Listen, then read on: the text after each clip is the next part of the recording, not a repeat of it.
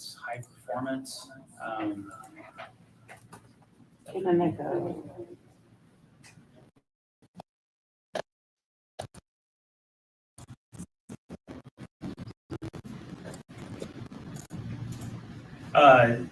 High performance, I've described it as FPGA has like a nanosecond response time. Your real-time processor has microsecond response time. And then like your Windows machine, your host might have millisecond or tens of milliseconds response. It's highly reliable. I've tried to explain it to people that I work with. To me, I haven't worked with PLCs, but to me, it's similar to that, where PLCs are made to just run for years and years. It's highly reliable because it is that programmable circuit. You also have the benefit of being able to offload processing from your real-time processor to the FPGA. You can see here, this is just some examples of functions that are built in to signal processing, like FFTs and filtering and all sorts of stuff. You can use it for high performance control loops, high-speed signal acquisition, and generation, signal processing, safe state logic. There's things that you can use it for.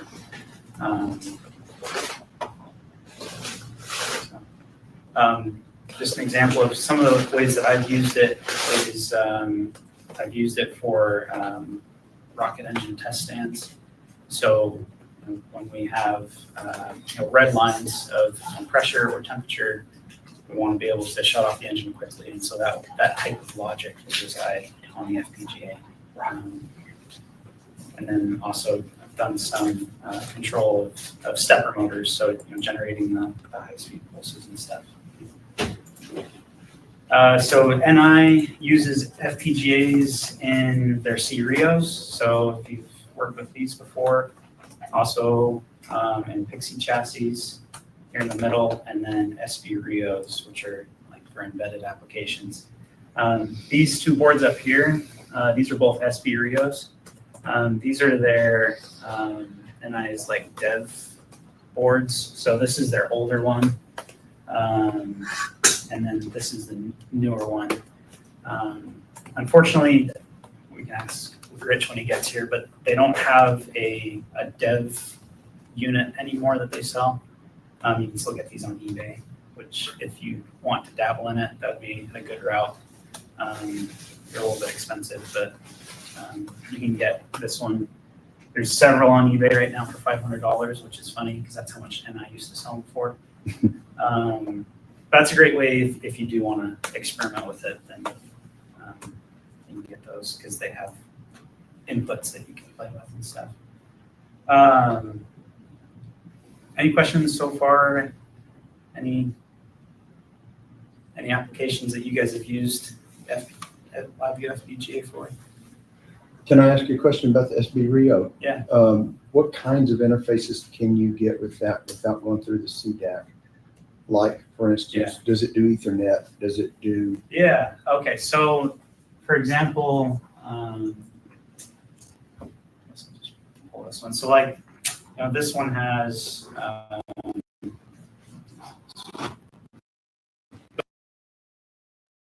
So it has digital and analog.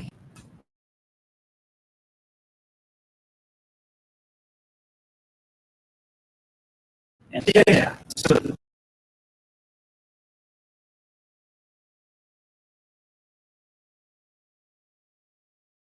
this one has. I can't.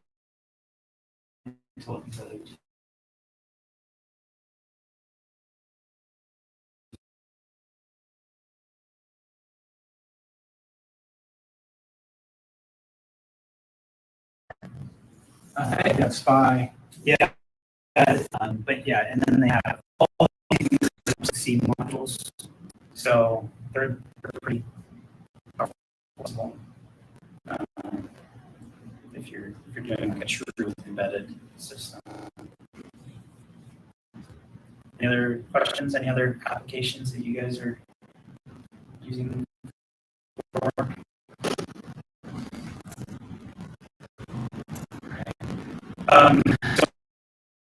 far as I started being able to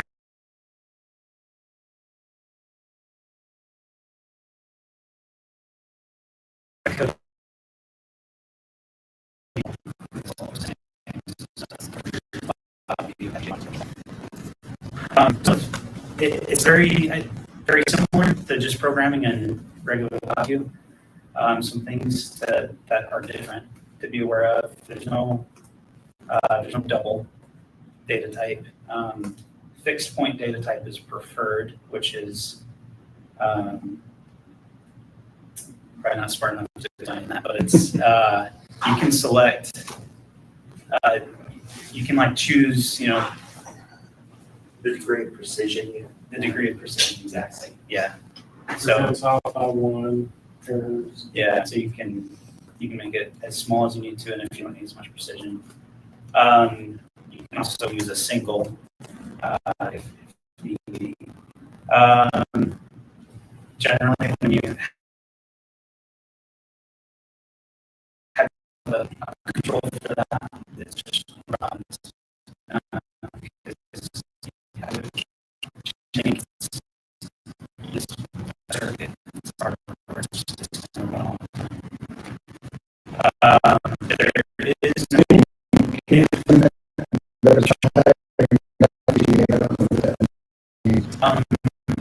are you saying have a pilot, or if you do have a pilot? well, yeah, so if generally you have a while loop or your code execute that it's going to run all the time. So you would have Regardless of what you put in front. So it's kind of virtually. you have a loop, but it's gonna Even though you put it stop. So you're saying you have to stop equals false, not continuing false. correct. Yeah. All right. There is no debugging of the block diagram.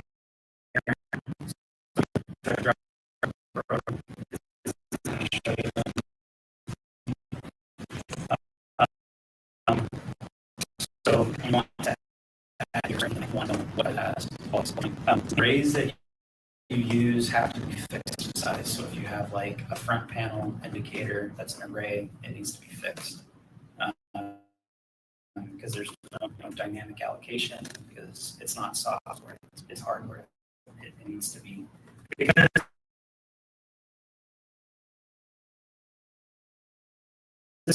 because when you compile to allocate those resources, so you need to tell it how you are. It's like if the RAM won't fit. Yeah. Unless you have enough memory. Yeah. You have resources. More we have, more things. Yeah, exactly. Front panel objects, those are going to take a fabric. They're going to take a resource as well, the FPGA. And so once you kind of finalize your design, you would want to reduce those so that you're using up less resources more efficient. So is there ways actually to option or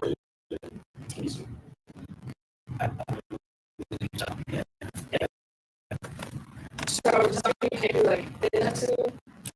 You can index arrays. So have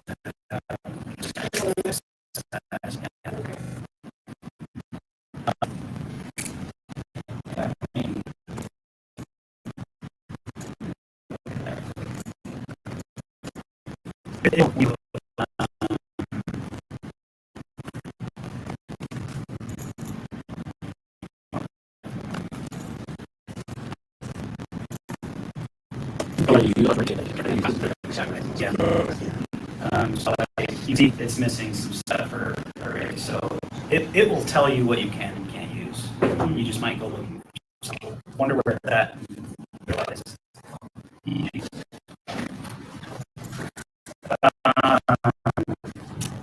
Also, you have to compile the FPGA code in anywhere from 10s to an hour more. I think most I've had 45 minutes, which can be frustrating if you find you change one wire, you wait for 5 minutes.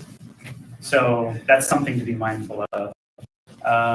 And you have to be careful because there's times when you might change something on your front panel, and that might trigger a recompile. So you just have to be mindful of changes. And sometimes you might, as you're developing, and just log those changes you want to make a few, recompile, test, especially if it's a long. You said it might trigger a recompile like automatically? No, so let's say you're done and you're moving stuff on your front end. Really, that should not trigger a recompile, but it might, if that makes sense. Have to do it on it. No, Or just say it before you can run it. yeah, so basically when you click run, it will compile. So I'll show that in a second. I think Yeah, so you might go to interact with it, and instead of it running the FPGA, it compiles, and then you. Do you like to run a compile server just so it doesn't interrupt with your workflow and still be working in code? Yeah, kind of for me the workflow is you work on the FPGA, you might compile, and then you can go work on your real-time AI, and you can be doing things and then you can jump back and forth. But yeah, it doesn't lock up the compute.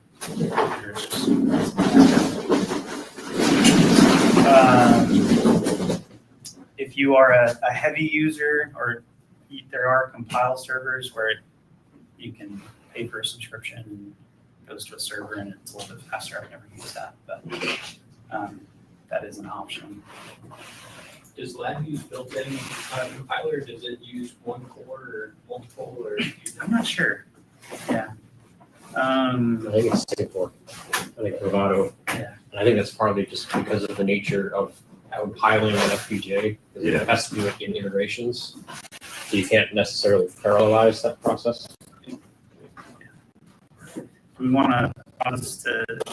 It is a good place. Sure. Okay. So the deal is we're going to get these, and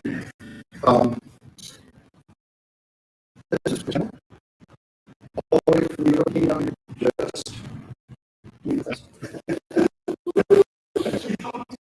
and we want to have an opportunity to get to know them better. So right now, what I'd like for us to do is go around the room and everybody some stuff. Campbell used to be a character on Raiders. He was the county extension agent for anyway, so he's and then if we can just kind of give a little bit about who we are and what we do. I haven't seen the Green Acres part, but the movie The Fugitive, if you ever see that, Dr. Richard Kibble, very easy to remember. Oh, yeah. Still looking for the one I had. But yes, as he said, I just moved down here in the middle of June. I'm new to NI. I'm the new local account manager for many of the major accounts in Huntsville. But even if you're not my account and you're working somewhere else, please feel free to reach out to me. I'll help answer any questions you have whatsoever. I worked at Collins Aerospace for 26 years as a test engineer, and the last 3 years of that I was a test engineering manager.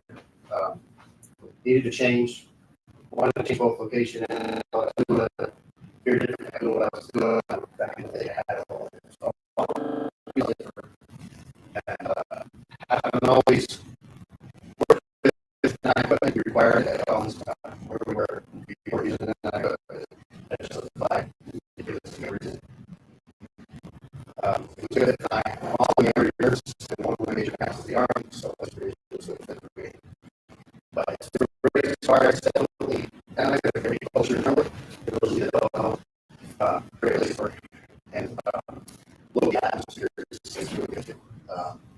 I just learned a lot here. You have yourself reach out and several others. And the station that I'm told is the largest user group in the world for so I'm going to try to we'll see. But I can help with a lot of questions. I have speakers, I have keys for hardware. Is he part of the orange screen? I mean, it's all going right now. Yeah, so you're on the whole world. Audio anyway. Oh, okay, great. Great. And what I'd like to do is start at this end, and after you introduce yourself, I'd like for you to just go ahead and take a pizza quietly and go off in your little corner. And just walk your way down. Stay in the corner. Where this most Me, Will. Josh Shields. I worked with most of the other guys in here for SAIC. Start off as engineer, our title now is embedded software engineers. Been working with LabVIEW for about 4 years now, 4 or 5 years. We work on its own military type products. We FPGA embedded, real time, and pretty much everything there is to LabVIEW. And then I'm also not going to be so it's going to be awkward. I'm Michael Foster, also with the crew with the SSC. Most of my background was test engineering before joining the embedded team. So all the LabVIEW is very new to me. So I'm mostly just learning and from there. First listen, work with the crew. A lot of different things. I've heard of this before, a lot of things. Yeah, just. My name's Chuck Flynn. I started work there in 2022 building a component for a test set that was checking RF cabling inside of structures, to find where the breaks were, if they were built properly with the right wire and all that. So, and currently I don't do any LabVIEW because they sucked me into the company and I'm doing Java. But this is my favorite language, so I want to stay close to it. If I do projects at home, this is what I do. My name is Josh Pfeiffer. I'm on the SAIC crew as well. There's a lot more of us still, but I've been there for about 3 years. And prior to that, I had experience like a end user, just pieces of stuff, but nothing crazy. But I'm loving the last 3 years. Just got my PhD just barely, but fast. So proud of that. And excited to learn more with Mark and everybody else here. Mark Moser, I work at Leidos, about 5 years. So, I guess as a test engineer. So. Shelby Belch. I just joined the SAIC crew about a month ago. And I did LabVIEW in college and like my first internship a few years ago, but haven't touched it in a few years. So kind of getting back into it and learning new stuff and how this group does things. Jesse started the same time as this guy here and Josh Shields. Been doing LabVIEW for about 4 years. Also, my skill doing the larger stuff they're doing. PhD real time, FPGA real time, and very Windows. Also, like you said, I've talked in the background on LabVIEW as well. Yeah, been dealing with LabVIEW for about 3 years. Will Blackburn, also SAC. I'm the embedded software engineering manager. Been doing LabVIEW about 15 years. Heavy on automotive before coming down here. Was hardware in the loop mainly, and then some ADAS. So I did a little bit of like an IT simulator when I was up there. Yeah, now it's DoD stuff. Manager part's always fun too, right? What's that? The manager part's always fun too, right? When he's managing that, so it's fun. Take a balance. Can I work that stuff or go manage? Virginia Woods, Hamilton and I have our own company, AgControl, work together. How many years have we been in LabVIEW, Hamilton?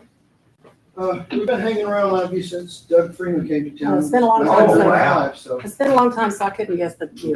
Okay, We long didn't time, visit Jim Daly, Long picking time. up the floppy diskettes with it on it. long time. Anyway, we do, of testing and type, software for manufacturing. I'm Billy Alexander. I work at Leidos with Mark.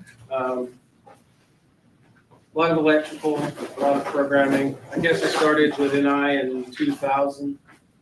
Then it on and off through the years, went through a couple different languages. It's my preferred language. Like you said, I've been exposed to the job. Actually, he was going to get exposed to me recently, but I managed to stay. So, I guess I'm a software engineer, but I prefer the monitor clone. So that's kind of my background.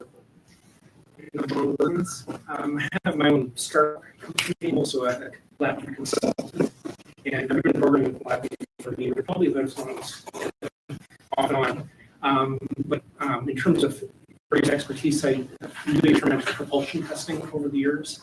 And the last 10 years or so, I've become a big fan of VeraStan for propulsion testing. And then I'm also, one of my claims to fame is, in the LabVIEW world anyways, is I created the Lab Socket add-on tool for LabVIEW. So it's basically a tool to be able to access LabVIEW applications through the web. Cool. So you want to key in on that. I heard that. Just something to add. So on the test engineering, what I did in the past, I did have a software focus.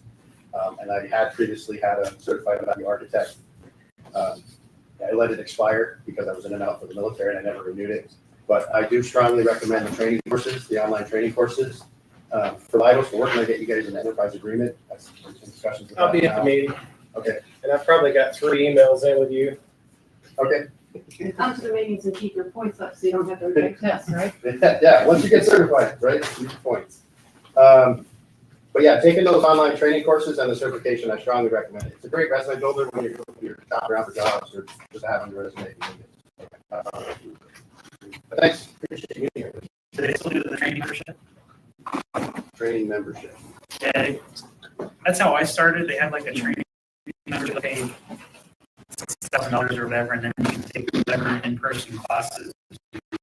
Oh, yeah. So but it's also part of your certificate. If you buy any license within the past year, for access to some kind of. Yeah, it was just an in-person training. You go to those. I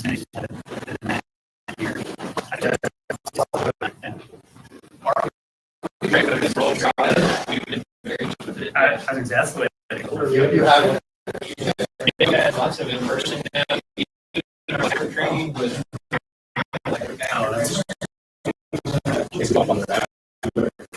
Yeah. The person who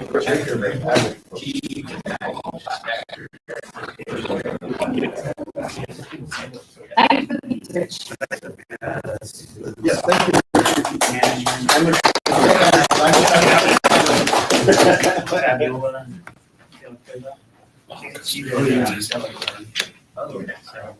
So you can get a lot of pizza later.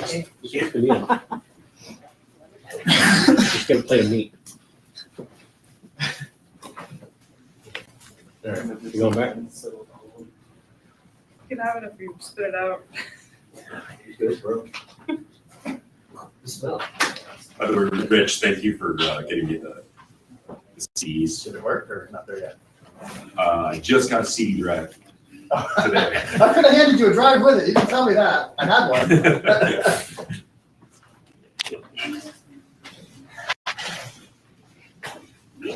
Yeah, it makes it really easy. I'm just there on my phone, so you guys know where I am. And get around from there.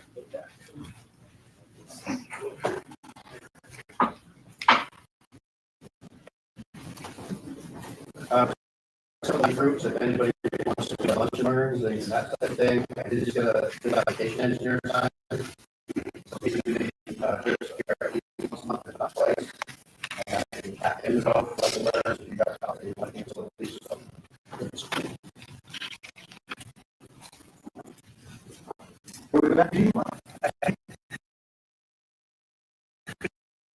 John, but too fast, just tell me to slow down.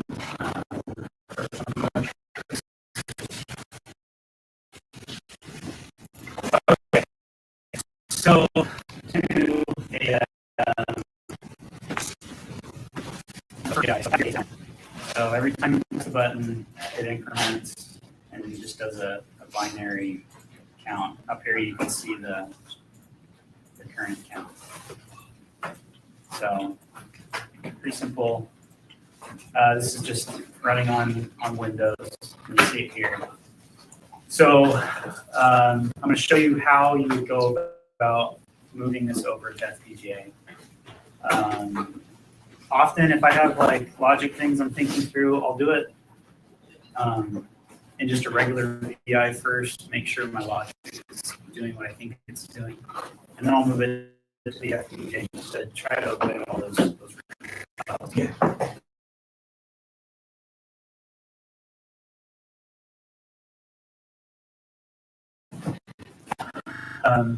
Okay, so I have a one project. You probably heard them before, but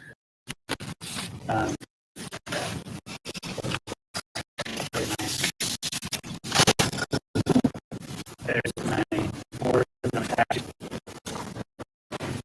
My organic system's connected on my router, but okay, so it pops up and it has you can see that you can target. Sometimes you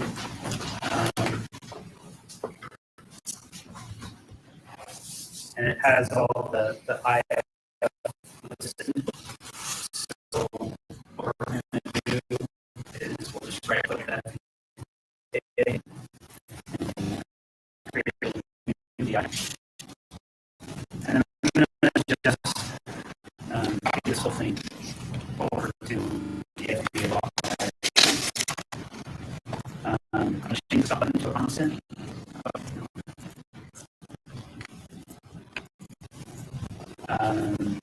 Because we don't need to stop the VI, it's just going to run.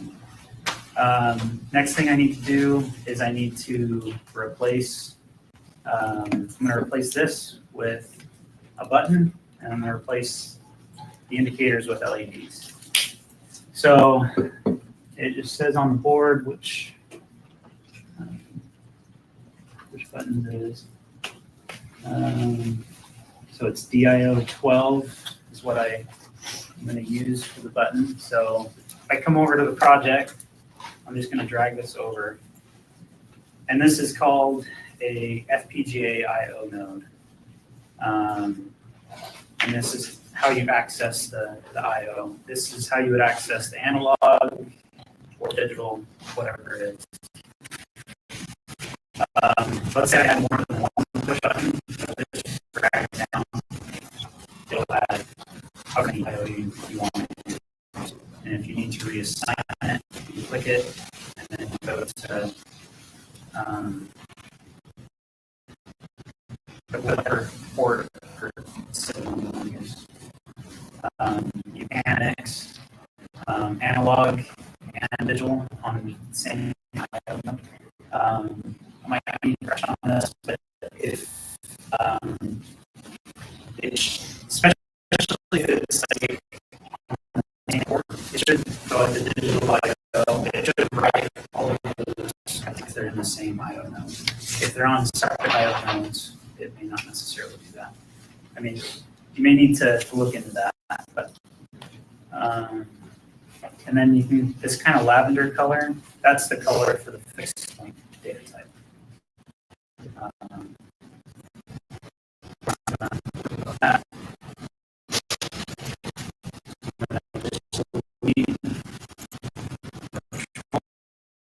look at button. And these.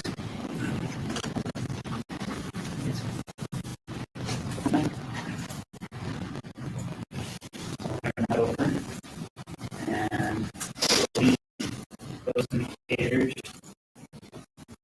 Drag it down.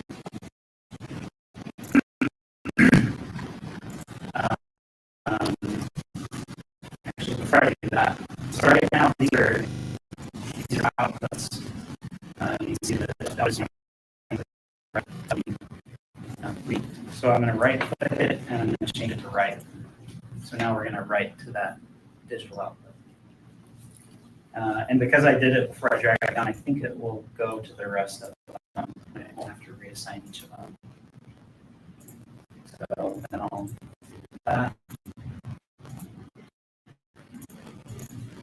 And that's pretty much it. So now we can compile this and test it. And we can do that. Is just run. Oh, I see.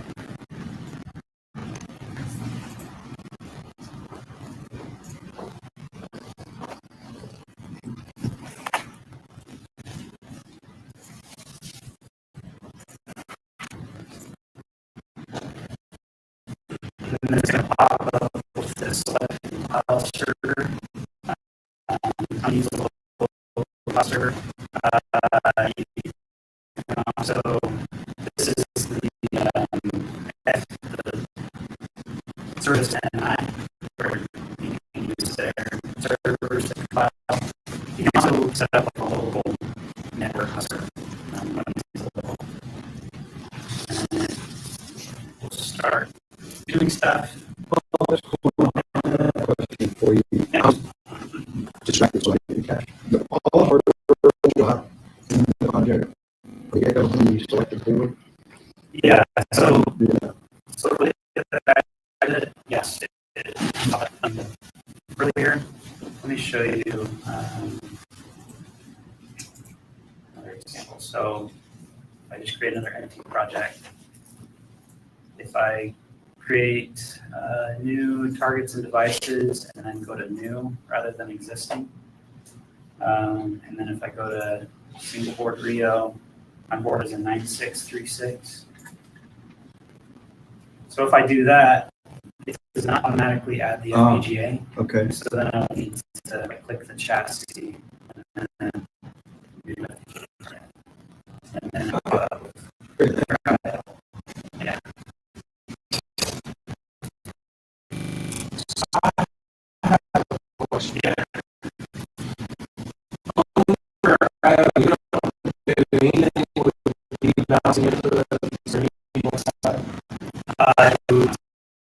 Yeah. So that is there all thing or is that something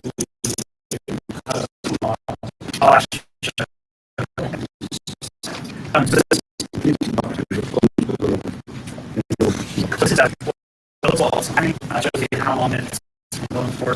The ship reports that I generate and it will fill in. I'll show you once it's done. It should only take me 5 minutes.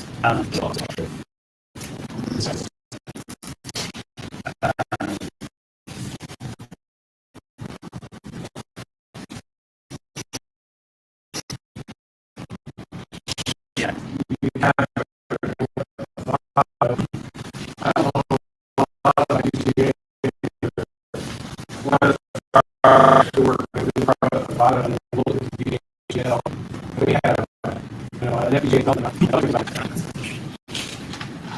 One of the things that you can look at, so like estimated device utilization, you can see how much of the different logic blocks that it's going to use. You can see how close you are on your design. When I took one of the NI's embedded classes a few years ago, and someone asked, I don't know how much, how big of an FPGA do you need? And he said pretty much do is design what you need and then grow it. if you're as close, you can maybe optimize it, bring it within that. You just go and back. So that will tell you percentage of resource loss and the use of the new tool like that.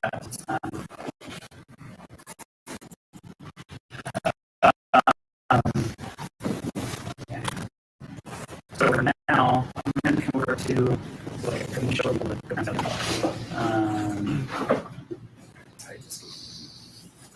so I'm going to connect to it from this other project, and I'll bring up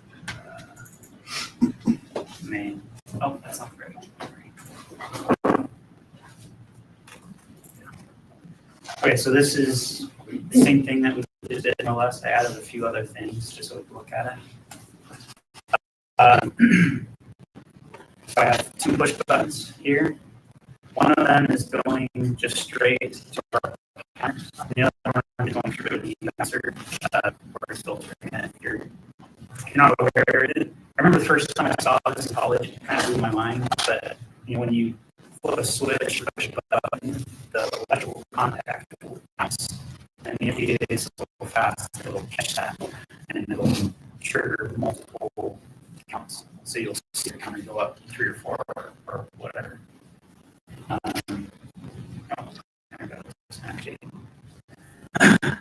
So this should count, and you can see it's going up a lot because I just wired the button straight to the counter. So rather than counting on a transition, so a rising clock edge, for example, as long as you're holding it down, it's incrementing. So that would be a bug that we would need to recompile for. So stop that. So going back to this one, so we have 2 buttons, one debounced, one not. And then I have an increment on the front panel of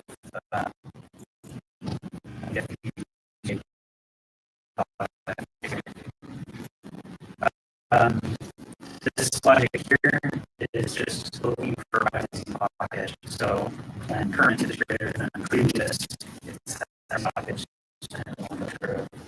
This is counter, and then it just converts that number to a bit array, and then we're just looking for the first 4 bits.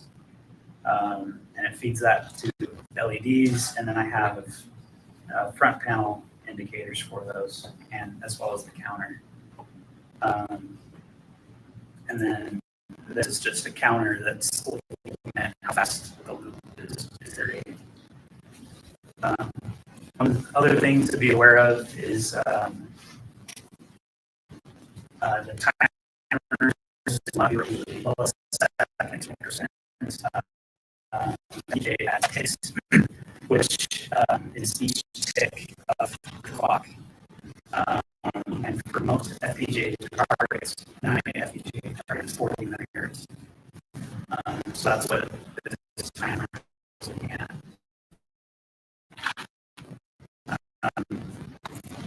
So let me go ahead and run that. So now here, it's going up like it should. This is the one that's not debounced. And you can see it work like it should. I was expecting it to not, but it won't see the buttons, I guess. So that goes up and then debounced is working like it should. So, so here, that's that loop timer. So this loop is executing every 13 ticks, which I don't know how many.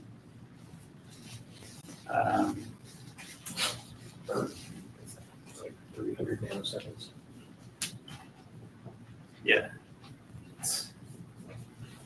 Yeah, 300 nanoseconds, 325 nanoseconds. So very quick.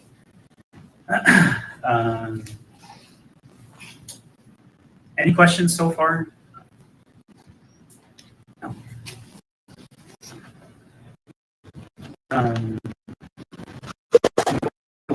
back to our finished compilation. So the estimated cost of utilization, you can see that it's used 915 registers and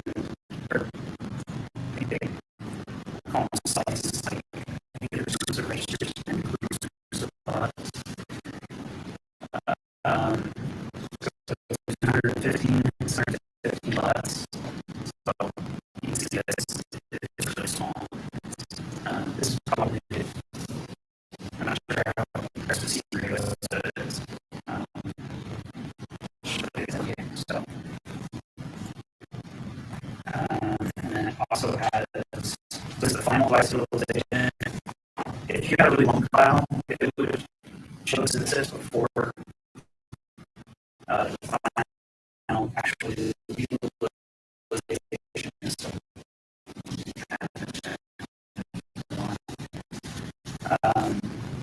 but it shows what actually utilize it 3% total size. Is that useful for if you value from the other house? Yeah. And there's certain things that will cause a compile to fail. Like if you are outside. If you exceed any one of those keywords, it's a fail compile. So, I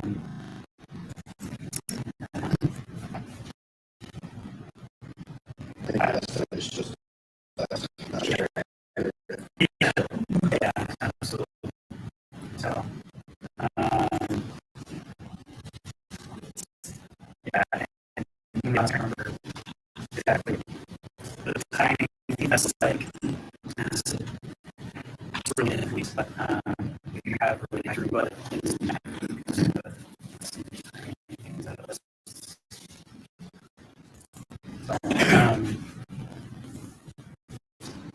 okay, the other thing I want to show is I'm going to stop this. So this is called interactive execution, where you're looking at the block diagram of the FPGA VI.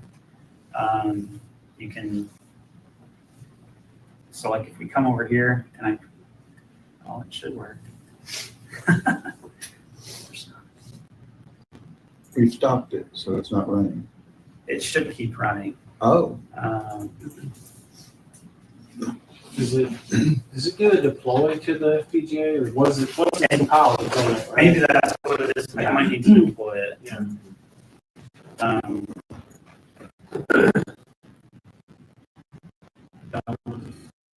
Yeah.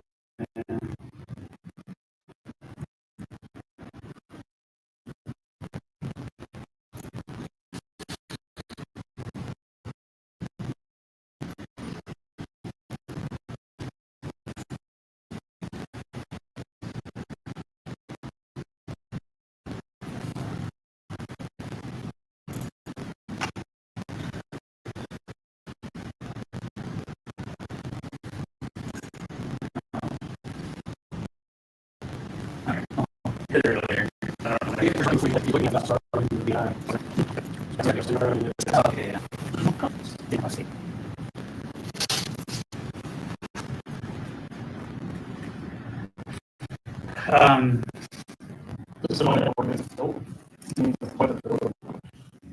Yeah, so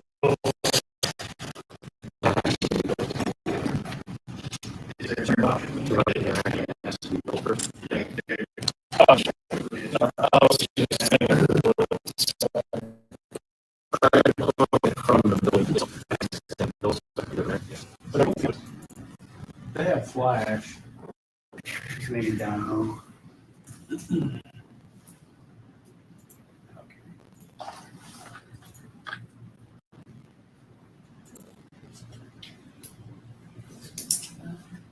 No.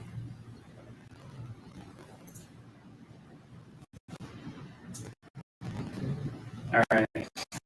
Shouldn't hear that, but one of the things that shows how to access the FPGA real time. So if you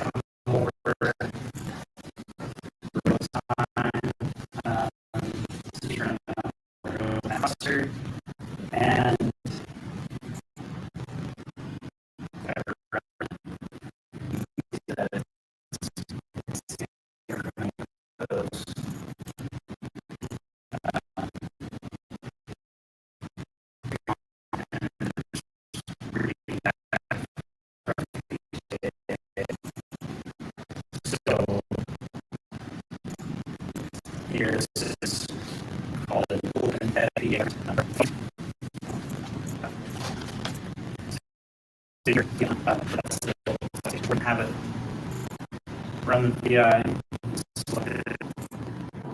or you can select the file, which is what it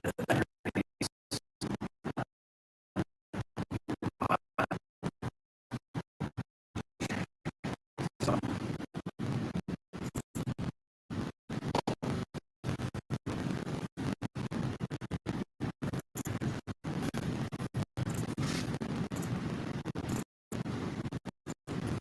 and then it comes this open. It's the equivalent of an arrow on the pen. And the rectangle is it's the equivalent of looking at the diagram and reading the indicator. So this one gives you but it's good for chat. If you want to stream, let's say you're reading analog signal and you want to stream every value, that would be a more in-depth conversation. But yeah. Yeah, that's the challenging part is the controlling the flow of data and stuff. Yeah. So if you want to talk about that after, we don't have to. Let me go back to this. There are a couple of example projects which I think are actually really good starting points.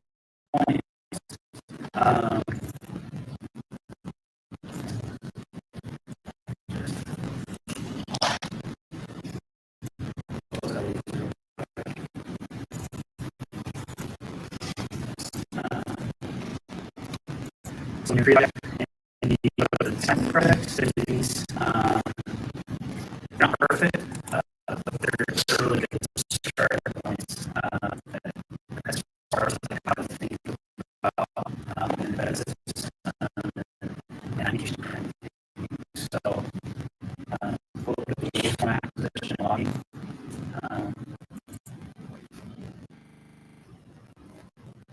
And I'll give you an example of that streaming of data between FPGA and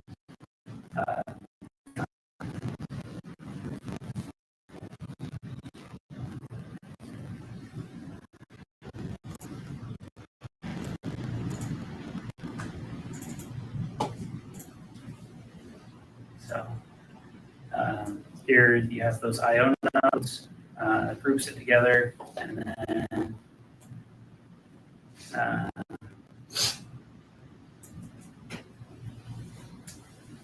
goes into a shift register, and then comes over. This is just a FIFO.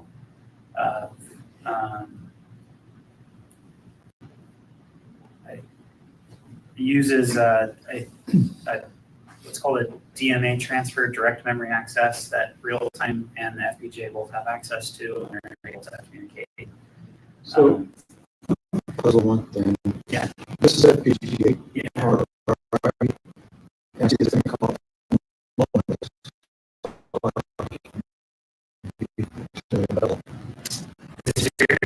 yeah, that's a simple. Okay, I can't read that. But still, he said it doesn't have double. Obviously, doesn't have single. Single is So it does have single. yes. So,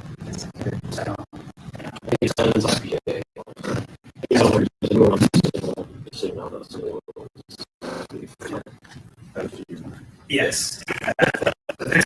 More. Yeah. Yeah, they take up. So I would highly recommend looking at that if you're wanting to kind of see the architecture. Some other resources, I highly recommend the C3O Dev Guide that's published by NI. That's a good resource, even just for as well. Then just the application. That's the I get changed it. but it was. And then these are just a few articles. I'll send this out later. And then if it's something that you're interested in, I would highly recommend pursuing certification, just because I think by pursuing, I mean, you guys know just from getting your CLDs recently, by pursuing it, you learn much more than what you would just from working day to day. It kind of exposes you to much more. So there's a lot of good resources for that, and if you have questions, I'd be happy to answer that. So I have any questions? I do, but I don't think beyond this basics thing. One of the things I was curious about, I saw that you had one loop. Can you run parallel loops just like you can in everybody else's lab? Absolutely. So you have multi-threaded. Yeah, if you will. It's not multi-threaded, but yeah, it's going to use different blocks of memory. Right. I'm not sure about timers. I'm not sure if there's a limit on number of timers, but I have programs where I've got timers all over the place, and I haven't had an issue yet.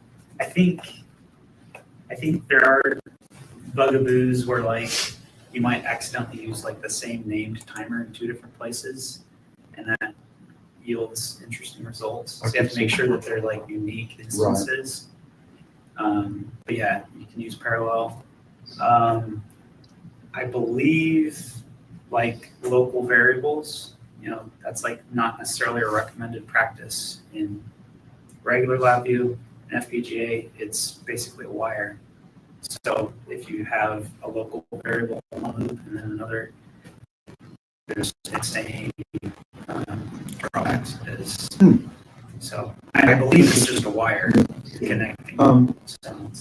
Another question I had is, like on your analog, or even your analog out, for that matter, is all handling that behind the scenes, or do you drop a reference to analog that?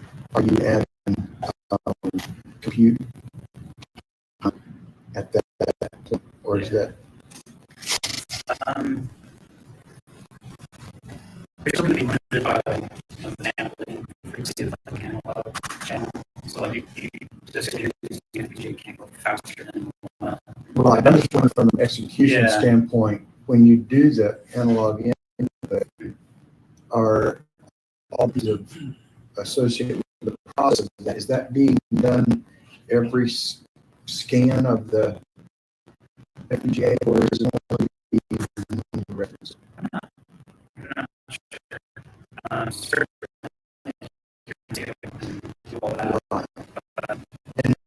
and that's another thing. Can you know that part of bringing it in? Yeah, I have an example I can show you on my work. But yeah, even doing all of that. So like thermocouples, is no problem with DAC MX. FPGA, it's kind of a pain because you're doing the cold junction compensation and you're doing all that. So just things to be mindful of. So you can split those up. You can do, if you don't need thermocouples on the FPGA, you might do that on the real time. If you have okay. So you can split up your resources. There's things to be mindful of there. So like scan engine. So they only have so many channels for direct memory access. And I believe scan engine uses 1 channel, I think 2. So you might use up some of those resources. All the new stuff has lots of DMA channels, lots of everything. So I feel like it's not good to do that. Just be mindful of the markets you're doing on that process. Sort of in general, what are the methods for sharing data? And I don't know, do you always have a real-time engine associated with the FPGA? Well, if you have a platform that has FPGA, do you always have real-time also? Generally, you do. Okay. Unless you have something that is just completely running on the FPGA. So it's even the one headless. that you have over here, SB, what is it called, SB, Yeah, it's real. does have real time. Yes, yeah. Okay, so then the question becomes sharing, what are the methods for sharing data between FPGA and real time?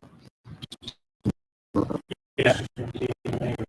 Yeah, so you got the DNA transfer, so like those first in, first out. Or not sure if you have. Yeah, the right control. Yeah, so this is file. Let me open that real time.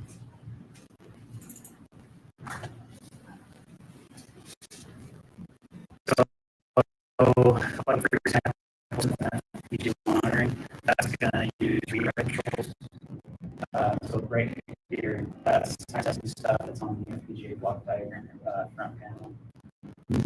So like you can see actual period, and this is using network variables to then transfer that. So the network variable engine? Not our FPGA plan, but so this is using You can open those down. Just on yeah. because the critical stuff's happening. Right. Yeah. Yeah. So this is the communication from the FPGA, and then the shared variables are from real time to host. The real So time you'll is have there, a but load. Go ahead, I'm sorry. I was gonna say, the real time is there, but you don't need to use it. You can go direct from the host to the FPGA. And there are modules like the C-REO extension modules that have FPGA in them, but don't have RT because they're meant to extend the RT from the big CPU. So,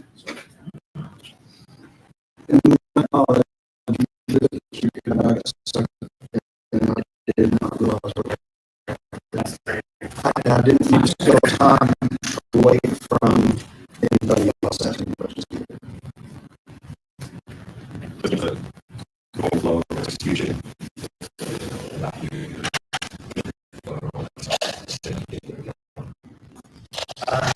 Not still the owner's data flow. So like if you have, two things that are executed, right, and you're going to close those up into different loops. And they'll be solid. They'll be spot on. Yeah, it's cool to see, with like real time, a timer and 15 milliseconds. With any able to say exactly context or whatever. And there's cool things too that you can get it to like single cycle time loops. So you can, it's this structure that you drop, and then any code that you put in it, as long as it compiles, that code will execute in one tick, which is tricky. But it's limited to what you can put in it, but if you're doing really high throughput stuff, you can use things like that. I think when I was using it, it was just capturing in-log data and needing to use it for modeling. But I know someone who designed to pick, I think they were like picking up, they're capturing satellite data at like 20 gigahertz or something, gigabytes a second. It was insanely fast. Couldn't have done it without the FPGA. Yeah. to add a little more to that, and that kind of relates back to what you were asking, with like the single cycle. It's like if you had a long algorithm, you're doing some complex mathematics that you're trying to do it on a CPU, you have to run it through multiple cycles.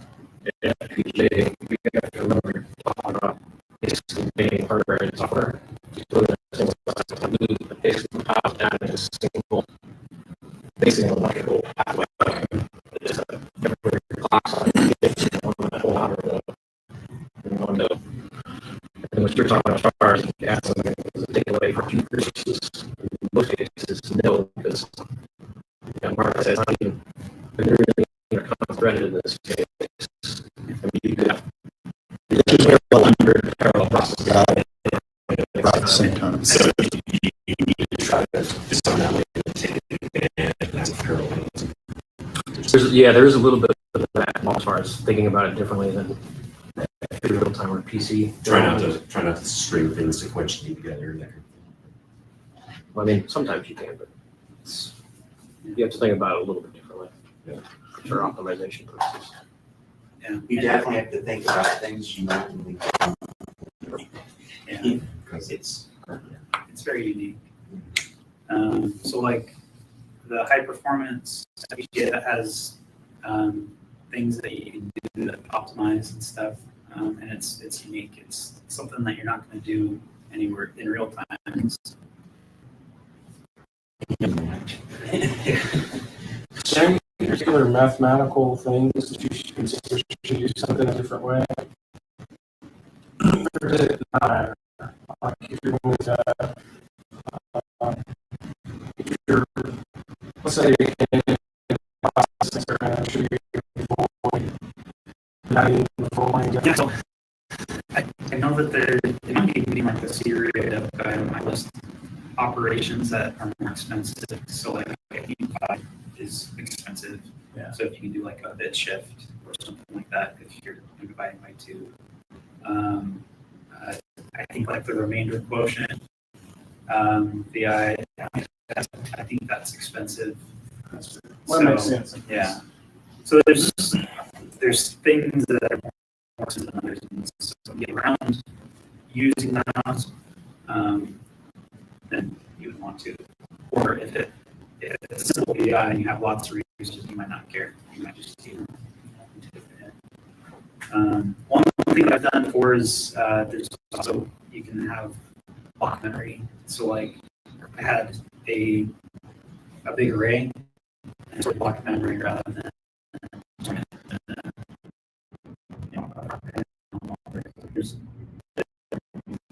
you do use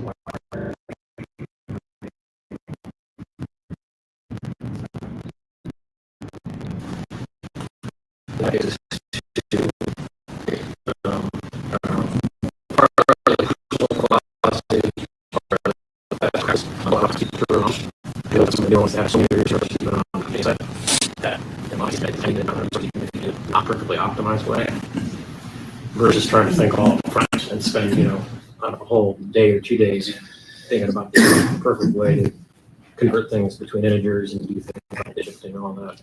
you make it work, and then if you need to optimize.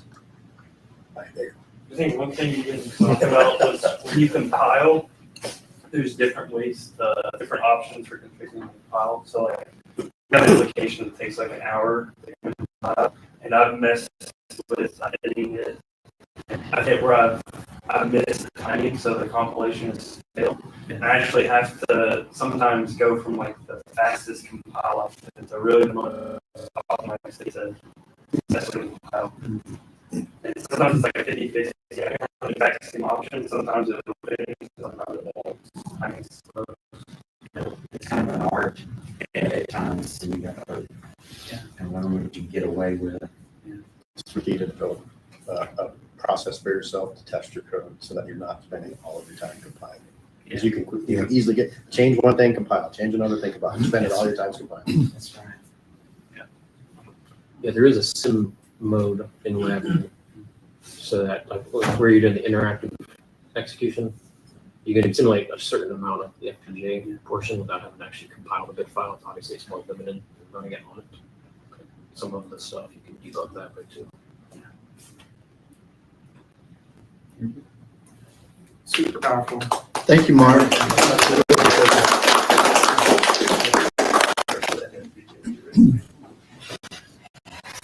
All right, so we're getting to hear from Jesse on the 17th of September.